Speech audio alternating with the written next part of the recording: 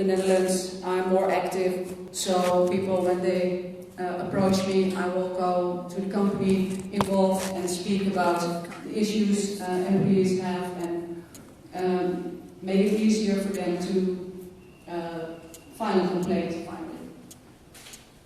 Furthermore, we advise on how to implement that harassment policy.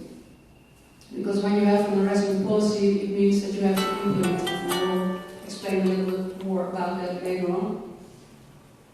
We also did research in the Caribbean. I don't know if you know where it is. It's some islands in the neighborhood of Venezuela. And we did a research in Aruba among the working population to sexual harassment. And one of the findings was that 34%,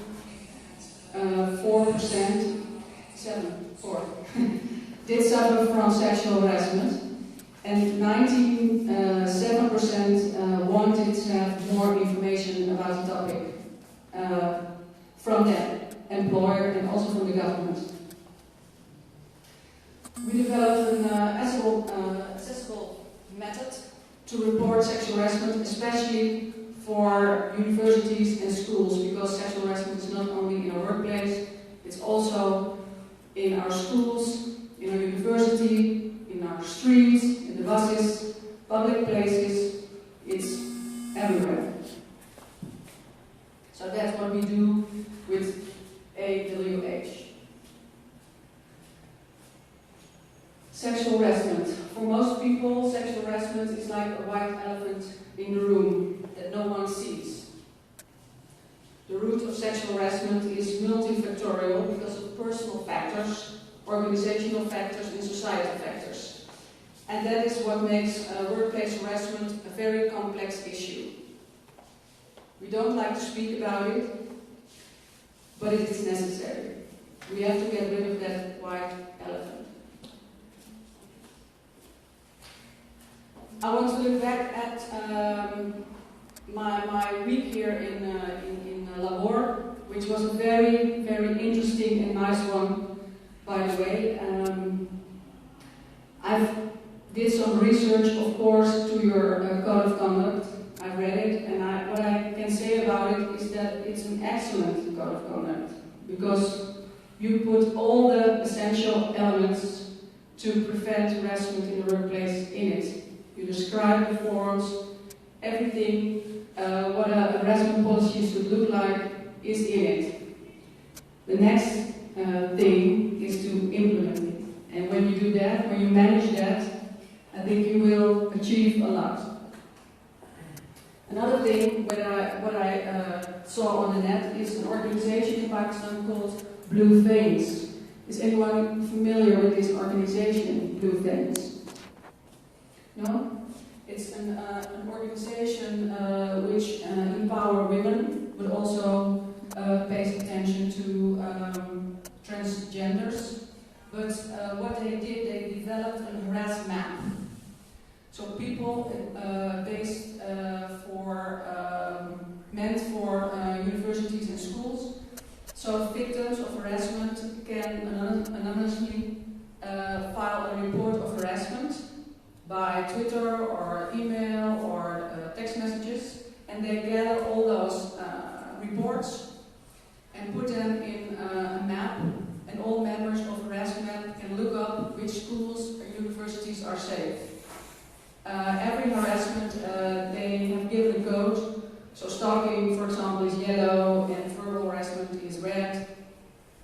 And furthermore, important thing, they contact the school involved or the university and explain that they receive complaints and advise them on how to prevent from furthermore harassment. Another thing, because I've been here a week, so I also watched television, and I saw a program where women were talking about the fact that the first learning against harassment starts at home. And they're right, because that's true. But it's also a collective responsibility. So not only a responsibility at home, but later on followed by schools, universities, and the government, of course.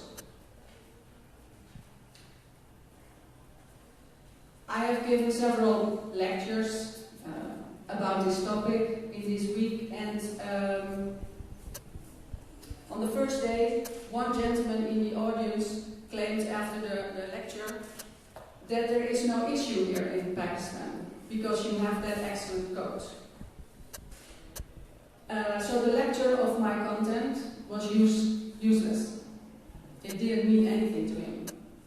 And this sounds crazy, but I was very happy with that comment.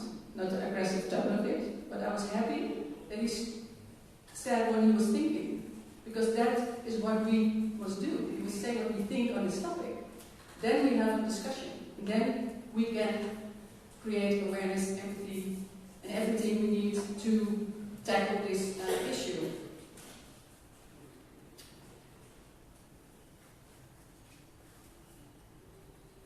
From that same audience, I received in this week, a few days later, a beautiful letter. A highly educated woman who shared her story with me, how her fellow students in the past and her highly educated colleagues at this moment were telling her that she should go home and look for a suitable proposal rather than educating herself, which will only make her an overqualified person for marriage. And this is what happens now in the workplace. She shared with me that some mothers still encourage their sons to domineer, and this begins with tiny gesture of injustice against their sisters. And when we teach our children that acts of violence, no matter how big or small, against one gender is okay, you'll inherently learn them to do this to everyone. Without speaking up, we teach women to think that this kind of behavior is normal.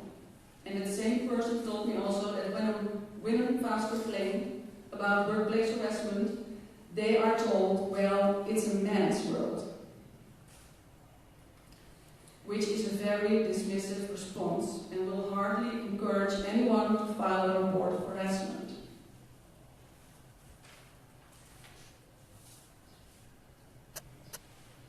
So, what I always want is to define sexual harassment, because it's about unwelcome sexual conduct, which makes a person feel offended and humiliated or intimidated.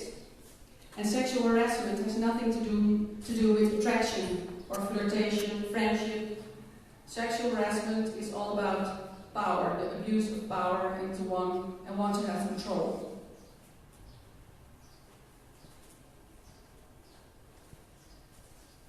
If we want to recognize sexual harassment, we have to understand what it is. And we have two types of harassment. One is quid pro quo, which is Latin for favor for a favor. And this means that the superior abuse their position to get away with offensive conduct, and for that they can offer rewards for sexual favor, like a raise, or jeopardize when there is no cooperation, and they threaten to fire you. A hostile work environment, this means that the offensive harassing conduct can be done by managers, but also by co-workers or non-superiors. This hostile environment can be created when an employer allows people, for example, to make sex-based jokes, or to allow to display screensavers with sex material. Employers are responsible for having a harassment-free work environment. Furthermore, we have the forms of sexual harassment, of course, the verbal, the non-verbal, and the physical. And that is what needs to be described in a harassment policy also. And you have done that in your code of conduct. Like hugging, unwanted hugging, touching, staring, deliberate brushing up against someone. And with staring, I mean not just look at someone, but the elevator eyes. And of course, the physical, the assault and the rape, which should be reported to the police, of course. But what makes sexual harassment very difficult and complex is the grey area of it. We all have our personal boundaries. So what is a compliment to the one is a comment to the other. And that is what makes it difficult. And that's why we need to clarify on which behavior we will be tolerating in an organization. That's why we need to discuss it with all employees, so that not someone can say, well, I didn't know. No, everybody has to know. An invitation for lunch by a male colleague can make you feel offended, or not. And what will the colleague think, the male colleague think, who is inviting you? Is it a business lunch, or will you see it as a date? Different cultures can also be part of that misunderstanding. And grey areas are most of the time incidents which we should solve in the workplace if we tackle it in the earliest stage. And that's only possible when employees know that there is a policy and that they can speak up about it and that they recognize the signs, the forms, and the types of the sexual harassment.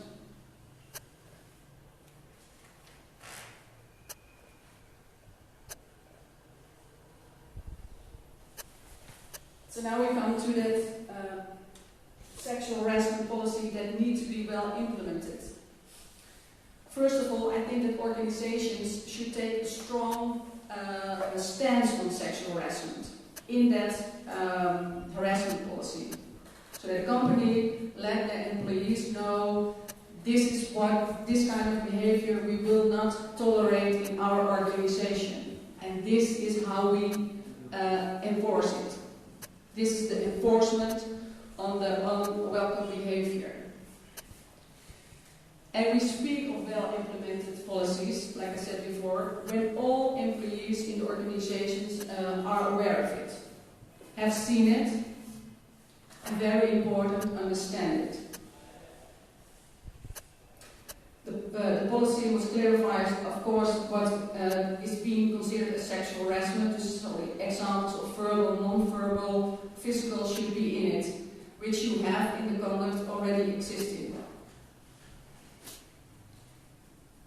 When everybody in your organization understands what sexual harassment is, it also makes it easier for a bystander who is witnessing harassment to understand, hey, this is not the behavior we tolerate in our organization. I'm allowed, as a bystander, to say something.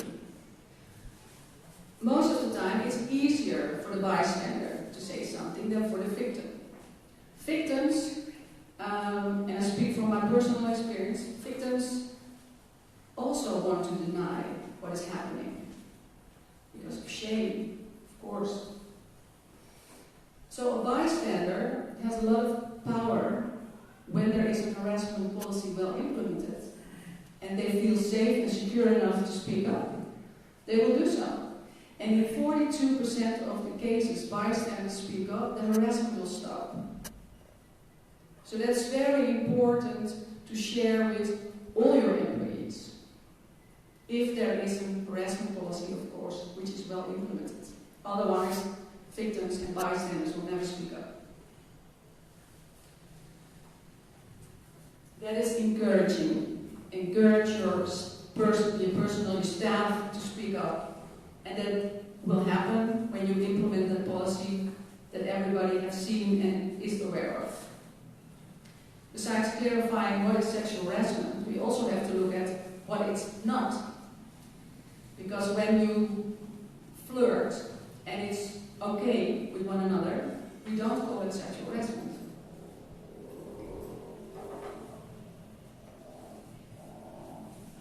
If it's friendship and respect and it's okay with one another, we don't have to consider this as sexual harassment. But there's a risk factor in it, of course, when you allow office romances.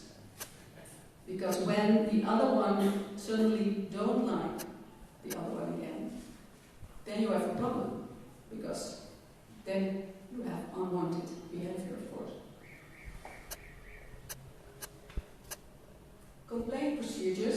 are also part of that harassment policy. And complaint procedures counts the same because it has to be well implemented. People also have to know what will happen when they file a complaint. They have to be ensured that it will be treated confidentially, that it stays between the harassment officer, the ombudsperson, or whoever you have pointed out to take care of complaint files.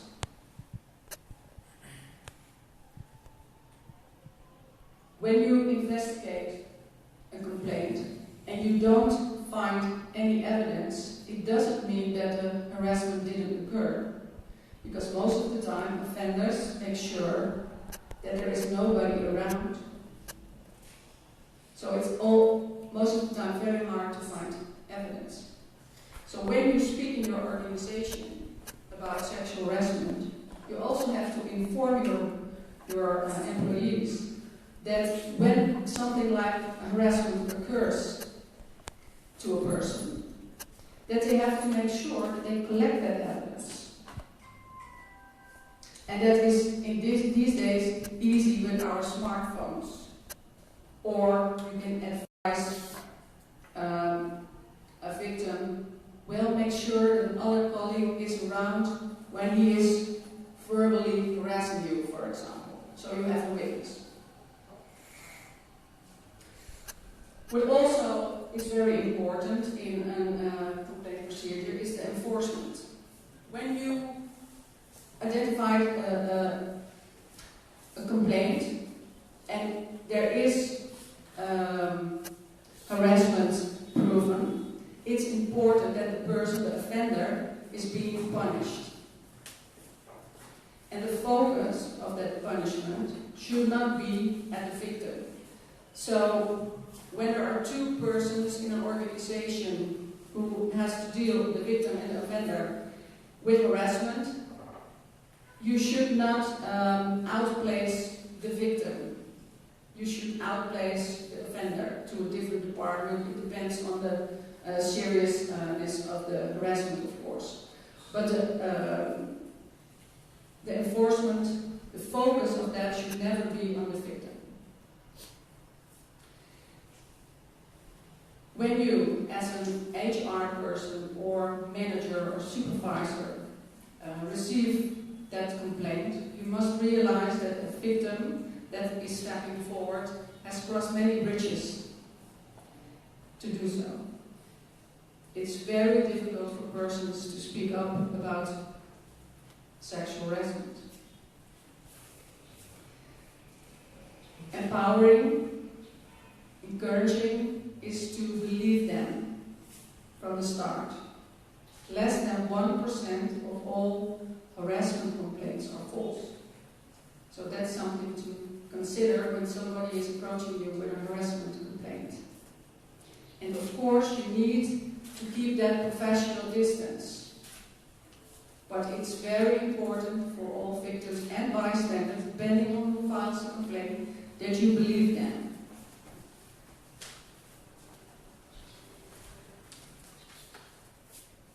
So what is a good complaint procedure? That makes it clear that the organization takes complaints seriously.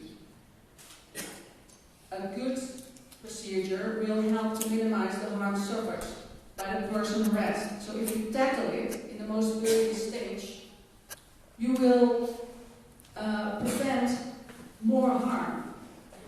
And you can hold on, in most cases, to both employees, especially if they both worthful to your organization. You can prevent escalation, lawsuits, gossiping. And a good complaint procedure ensures that all complaints are dealt with consistently and in a timely manner. You cannot have handled a complaint procedure for years or months even.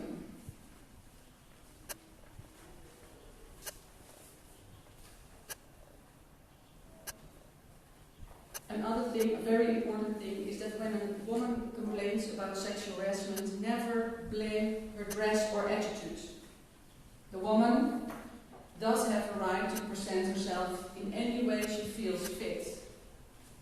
But no one has the right to touch her or make her feel physically threatened in any way.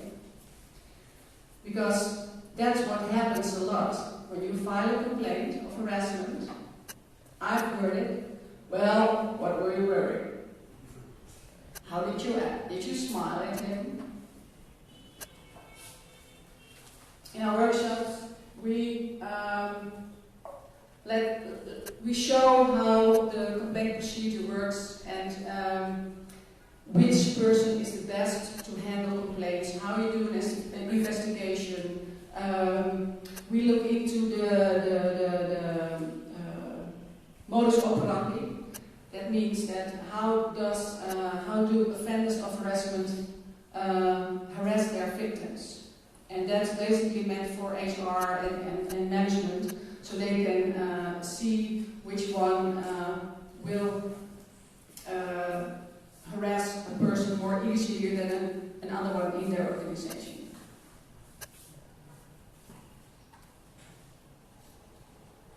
So we have risk factors, of course, and not having a harassment policy or a complaint procedure, that's clear now. That is a risk factor for your organization. Isolated workplaces. This means that a fewer people around, not many witnesses. Too much cultural and language differences is also a risk factor, especially in the grey area of sexual harassment, when we have to deal with these personal boundaries. And poorly lighted areas, of course, are also a risk factor, because who will see what people are doing? It's some invitation for harassment, basically. Yes. Leadership. Well, I want to use a quote for that from Grunter and Whittaker, and it says, "It matters what leaders do or don't do. The culture of any organization is shaped by the worst behavior the leader is willing to tolerate." And that's what it's about. You as a leader of an organization or superior have a massive responsibility in giving a good example. And a good example, of course, in the way you behave in the workplace, but also by making sure that you have that harassment policy, that complaint procedure, and that it's well implemented. And then when I come over and ask one of you employees, do you know of the existence of an harassment policy, they can say yes. And you know what's in it and what it stands for. When you have to deal with much culture and different languages, of course, it's very important that everyone understands that harassment policy. So you have to make sure that it is all available in all necessary languages. So the effects of sexual harassment are most of the time underestimated, because they are enormous. And not only for the victim and the bystander, but also for the organization itself. Victims have to deal with high blood pressure, low self-esteem, sleep problems, depressions, and post-traumatic syndrome disorders. Stress. These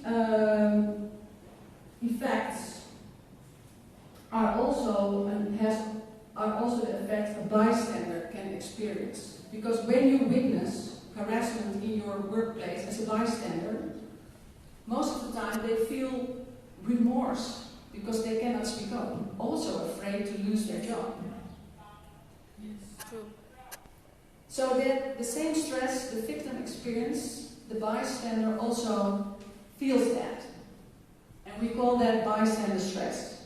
And not only the bystander witnesses, but also people who help the victim in an organization, the ombudsperson or the harassment officer, they can also suffer from that bystander stress. And that is something we have to take seriously when we are helping these people dealing with the harassment that is occurring. So what benefit has an employer for implementing that harassment policy, taking it seriously? Well, it will happen that there will not be a high staff turnover because people want to work in an organization that is free from harassment, of course. If you suffer from that bystander stress, you will go and search for another job because you want to go to your work with a happy feeling, of course. It will increase report of sickness leave because, of course, the victim who doesn't feel safe anymore in the workplace will go and sick more often. Also, the bystanders who don't want to witness that day again the harassment their colleague is suffering, they will go in sick also more often. And that is cost for an organization. Then you have poorly motivated employees. So your customers or anyone in the organization will notice that. And damaged image. Because people will talk about what is going on in that organization eventually. So there's a lot to gain for employers as well to tackle and to define and recognize and prevent such a thing as workplace harassment. And not only the sexual harassment, we also talk about bullying. And we have a lot of myths and misconceptions, of course, about workplace harassment, but most of the time people are thinking is that only women are being sexually harassed. Well, that's not true. There are also a lot of men who are being sexually harassed. And perhaps that's even a bigger thing. In the United States, 34 till 44% of the women are experiencing sexual harassment in the workplace, and 9% are men. And that figure increases. Another thing is, another myth is if you ignore the sexual harassment, it will go away. Well, it never goes away, by ignoring, of course. When everybody ignores it, it will stay there. It will grow. It will become worse.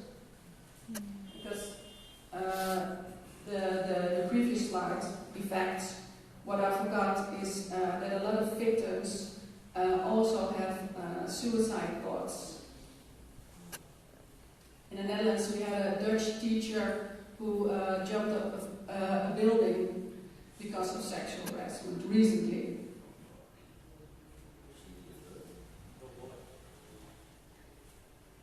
Some people ask to be sexual harassed, and they do this because the way they dress or the way they act, they send signals. Of course, that's not true.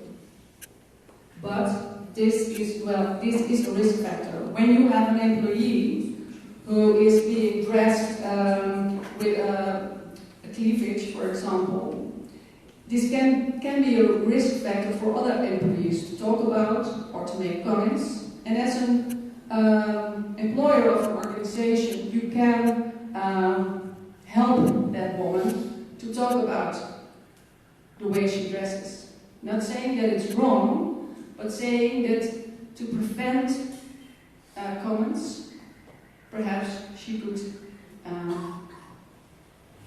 choose another form of dressing.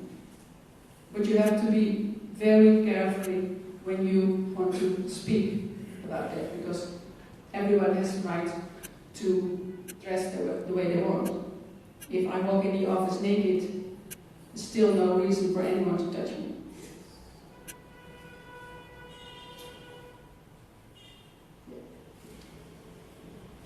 Education. Education is a strong tool against harassment, sexual harassment. Sexual education about normal and healthy relationships in primary school will help children to understand what is wanted and unwanted behavior. Because without this, it's possible that there will be an absence of comparison. The pictures we now see on internet or YouTube, or you name it, or even the situation in their homes, perhaps when the father hits the mother. Children must know that this is not normal behavior, and sexual education can help them. in primary school even. So when they go to the university and to the school and even to the workplace, they understand what normal, wanted or unwanted behavior is. They can put the images and the text things in the right context. That's very important. Without the comparison, they think that what they see and get from the internet perhaps is normal behavior. Furthermore, we have to train on sexual and other forms of workplace harassment. And like I said in the beginning, not only the management, but certainly the whole staff. From the one who is cleaning the building until the one who is owning the company, the organization. Counselors, harassment officers, ombudsperson, they need a specific way on training how to handle complaints. Because it's very important that you understand that the experience of the victim always should be placed in the center and not the intention behind it. You have to understand that what he or she experienced, and she tells you this is the way she has felt it. Because we see not only harassment, sexual harassment in our workplace, we see it also in our schools and university. We developed a campaign for the Netherlands, which will be adopted by the Caribbean. And we call it Basta, and it means enough. We have to do something. And because the harassment policies aren't that well implemented, we thought we'd think of a method that will help teachers and students to file that complaint of harassment without the knowing of a harassment policy in the school. But we do need the school to support that campaign, because without the school, we cannot do it. It's in Dutch, you cannot read it, but I will explain. It's a poster, and on the top you see the content, and it says, do you recently received an app from a teacher which he asked you, can we meet after school time? Something like that. Or did your fellow student send you that Snapchat with showing his or her body? Furthermore, it says that this school says no to any form of sexual harassment and assault. And that they can file a complaint in a very easy way. They only have to write on an envelope, #Basta, put a note inside, write down their names and their telephone numbers or their email address, depends on how they want it to be approached. And the complaint officer or the harassment officer of the school will gather all those complaints. I hope it's not much, of course, but gather the complaints and contact the students who are suffering or witnesses who notice sexual harassment and see how they can solve the problem in the school. This is meant to make sure it will not escalate. Because we see in Europe a lot of kids who end their lives because of stupid text messages and Snapchats. We help with a smartphone application which will provide information, and not only for the students, also for the teachers and for the school, and it's telling you new developments on harassment or examples of harassment or interesting lectures or workshops to attend to. And the most important thing is the hashtag on the right. That's a possibility to file a complaint at #Basta. And then we receive their complaints. and we take action. We call the student, and afterwards we contact the school. And only because we want to solve it. Not because we want to make a fuss about it. We want to solve it. We want to make sure that people understand that we have to speak about it, not fight about it.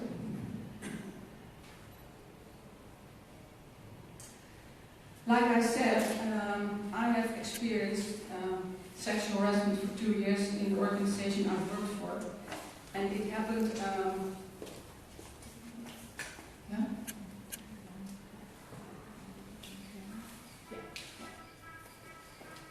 Can I read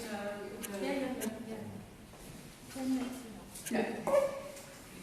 I wrote a book about it. I wrote a book about my experiences to share and encourage other people to stand and speak up against harassment, because there are still a lot of things we can learn from one another. And we need men to help us with it. We have to do this together. We cannot solve this alone. And it's not about women against men, it's about doing this with each other.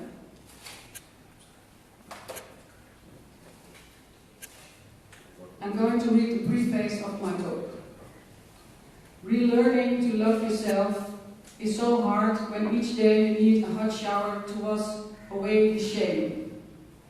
Spitting on Hands Tosti is the name of my book. It's the story of my personal experience with sexual harassment in the workplace. Intimidation and sexual harassment unwillingly pull you into a world of sadness and loneliness. You're faced with co-workers who look the other way because they are too afraid of losing their jobs.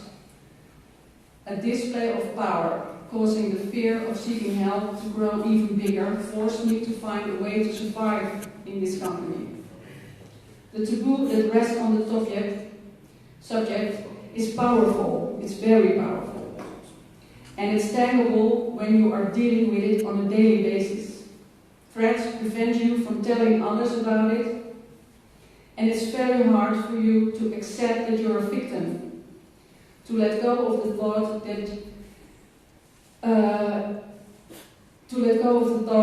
that you have to resolve this on your own. And these are all reasons to keep your mouth shut and withdraw into isolation, waiting until it's over. Disconnected from yourself, but it will not blow over. It will keep coming back until you finally realize that not only you, but others too, are being hurt by this employer. I was afraid to share my experiences with the company's counselor, or even to tell my family. Furthermore, I felt uncomfortable with the idea, because who would believe me? And when I finally opened up, and everything that went on my work, my battle with humiliation went on, because I had to deal with lies that were meant to belittle me on a whole new level. Discussions, investigations, or mediations were non-negotiable for my employer. But I'm grateful. I'm grateful to those co-workers who, despite all the pressure my employer provided, their testimonies. On my blog, Spitting on Hands Tosti, I allowed myself to break down on paper, to embark on an emotional roller coaster. For me, this was the only way to find her again. The woman I lost somewhere along the road. Because when you are harassed, they take your identity from you. And by sharing my raw emotions and my mess-like sentences and my salty tears, I discovered I am not the only one. I was startled by the number of women with similar experiences that approached me in the response of my blog. Women who refused to lose courage, who recognized themselves in my story, and who felt supported by it. Their responses had motivated me to translate my blog into a book and to call attention to hundreds of thousands of people who are bullied and sexual harassed in the workplace on a yearly basis. And this subject, that seems to be a taboo, also in media, is deeply woven in our society, and not only in Pakistan, all over the world. Victims think that they themselves are the cause of the problem and don't know where to find help. The undeserved humiliation of sexual harassment, yeah, that changed me, but it didn't break me.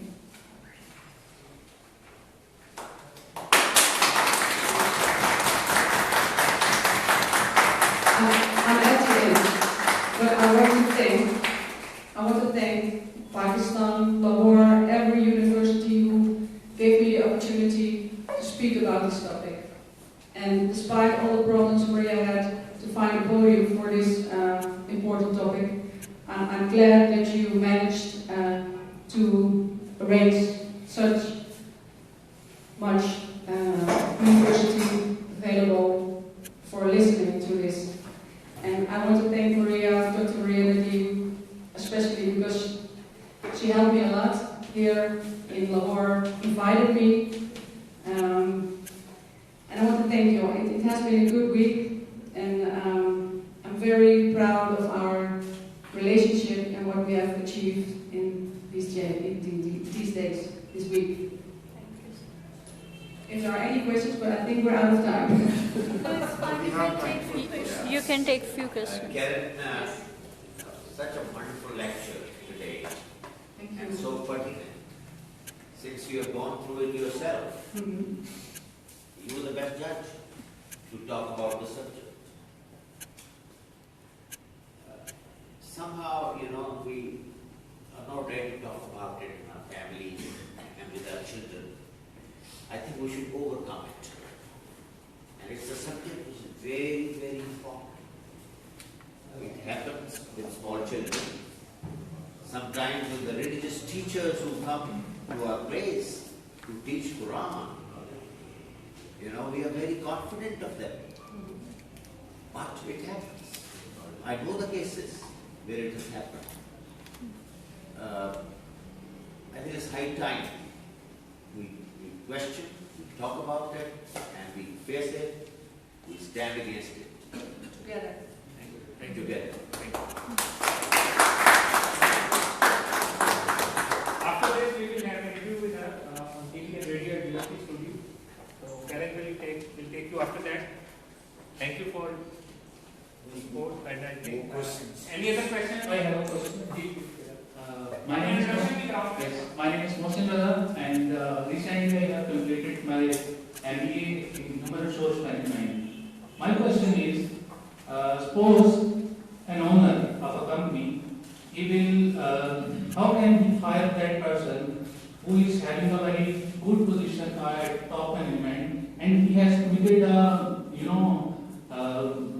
some harassments, workplace harassments, and some such type of activities.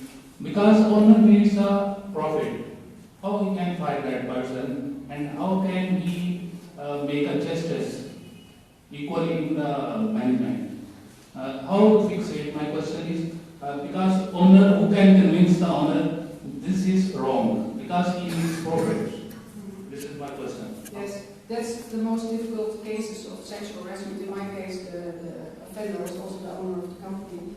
But when you have to deal as an HR person, you have to deal with such a case, it's important that you take the complaint with outside organization who can investigate. So nobody is involved who probably could have a personal relationship with that owner or is too afraid because of the power of the owner has in the company. And you have to make sure that you follow also the rules that is set on this by law, because you cannot send someone away without a proper investigation. So, the best thing to do as an HR is to take that complaint outside the organizations to investigate, and not inside. Thank you. It's an external complaint procedure then. Any other question? I would try to get quick to that, but I have a question. Mic pass. बेटा अपना जरा mic से Really, pass I'm out. On करें. Is that थोड़ा creep कर लें. Is that good? Yeah. Okay, so I would like to talk about the sexual harassment in the organization settings. Yes, the law, policy, procedures, and implementation of those policies. That's really best, and it can help every organization who are implementing such laws in their organization. But I think there are factors, primary and secondary factors that may lead to that harassment. So, like society organizations live like the entity, I guess, like a living entity. So a culture, like a society organization has a culture that is, deep rooted in the values of that organization. So I think with that law and policy, what do you think that, or what organizations may take some steps to, to put that at the very center of their policy and to develop a culture that may lead to the elimination of this social myth. Well, like I said, is that leaders have given a good example in their organization. And culture, I come from advertisement agencies. So they were it's a very familiar culture. So it's very easy very difficult to see if there is a case of harassment or not.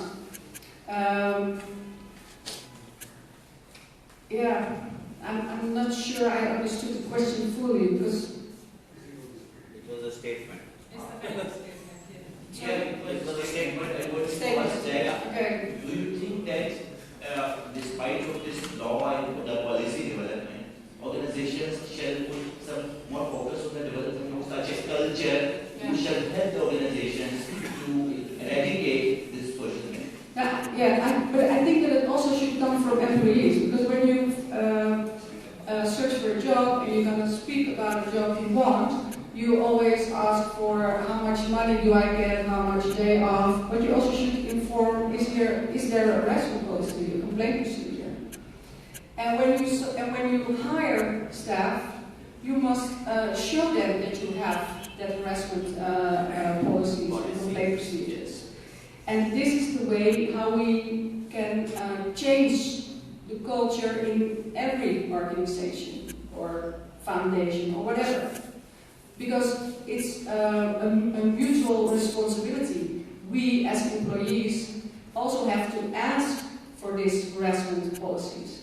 When we just wait, then perhaps nothing will happen. It has to come from both ways. We both must want that safe work environment. And we have to encourage that, and that's why we have to speak about it, so that everybody is aware of the fact that such a harassment policy is there to keep you safe.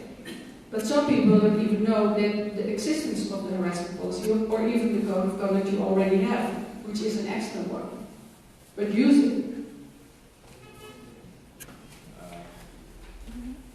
Karin, I wanted to add something to it. Yeah. Just got my mind now. Since I'm in the 70th year of my life, and I've traveled around the world and in Pakistan because of my profession, I've come across cases where there has been sexual harassment within the family, between father and daughter, between brother and sister, because of the culture in this country, they don't report this for the respect of the family, and there are several other pressures. So do you have a method through which we can eradicate this menace? Sorry, Can you suggest something, a method through which we can eradicate this menace?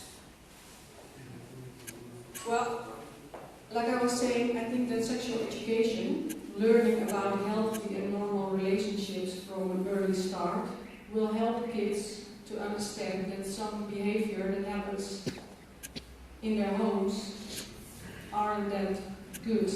And for Aruba, because that's a big issue in Aruba, sexual abuse within families, we developed a program for the primary school, and we help those kids to set boundaries and make them understand that they have to speak up and that's difficult because they want to protect their family and they are ashamed, but they have to overcome it. Sexual education is a subject which is being taught in the West, but unfortunately, we are very shy of talking about it in our schools, and a lot of children in this country never go to the schools. So we have this issue which has to be addressed. Yeah, but you can start, because in Aruba it's also difficult. It's just in 2016 that they are starting with this. And you don't have to do it like it's done in Europe. You can make it small. You have to begin somewhere. When we were at the high school with the girls, they asked me, how do we start to speak with one another about this topic? And I said, well, start small. Start by taking a look at the harassment policy and make it a project. You don't have to go in the dirty details of it. You have to start small. Okay. Question. I'm not ashamed to say, we must admit this. If we don't admit this, we'll never be able to help it. In our religious schools, which are known madrasas, the boys are sexually harassed by the teachers. And it's a big issue. Question. Last question, उसके बाद फिर we have time. Actually, I have some educations that who also parties cultural use like song, and we have very pertinent rules regarding such issues. We don't promote any such attitude towards women and males especially. Both are very much aware to their own limits. If males sometimes really edge, I must say that this skin of a woman, how she controls herself and how she forgets her counterpart that, okay, these are the limits and you will stop over here. So, regarding that, our in Pakistani environment, where culture is very different, rules are very much found regarding that such. We don't have any such issues like we just have said that parents don't teach their children sexual education and women are not very much aware about that. We don't have any such issues, thank God. But 30% we have at the very lower sex, for example, their teachers are teachers, poor communities, they can have such issues. But 70% mean ratio, they avoid such things. So these things are very good to be aware at a very level and educational level. But mostly our society don't deal with such issues. They might be very much emerging Europe or somewhere else, but in Pakistan, culture is very much sound and we are very much pertinent to our morals, our ethics, and we promote them at every level. Thank you. Thank you so much. Thank you. Thank you. Well, thank you very much, Karin. So we have request a big round of applause for